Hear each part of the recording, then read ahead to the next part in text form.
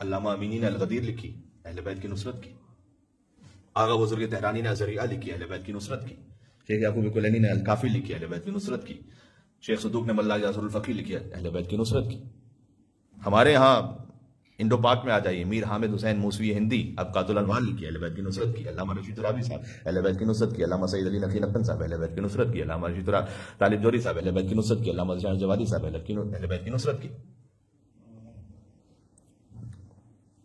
ایک خط لکھا تھا کسی نے شیخ یعقوب کلینی کو کہ میں چاہتا ہوں کہ آپ کو ایسا کام کر لیں کہ میں جو اہل بیت کی صحیح حدیث ہے نا وہ پڑھ سکوں۔ اس خط کے نتیجے میں انہوں نے کتاب الکافی لکھنا شروع کی، 16,000 حدیثیں جمع کی۔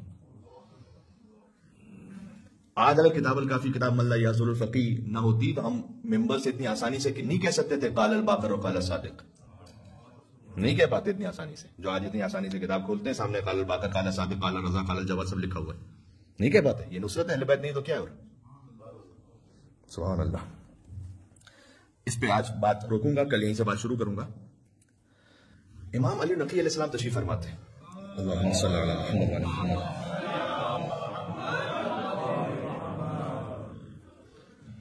سادات کی محفل تھی، سادات کا سید ہونے کے اعتبار سے بہرحال ایک احترام ہے۔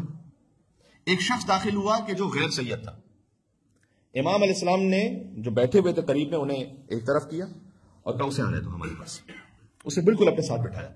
امام علی نقی علیہ السلام جن کا ہر عمل خدا کے حکم کے مطابق ہے، ذاتی پسند کی وجہ سے نہیں ہے۔ تو جو کچھ سادات تشریف فرماتے ان میں سے بعض کو برا لگا کہ ہم سید ہیں اور یہ غیر سید ہے، اور امام نے اس کو اتنا پیچھے سے قریب بلایا اور اپنے ساتھ بٹھایا یہاں پر۔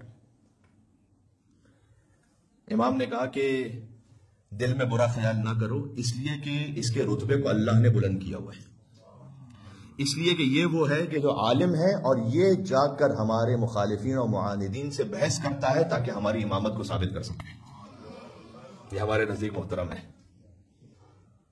اس لیے ہم نے اسے اپنے پاس جگہ دی ہے۔ سبحان اللہ۔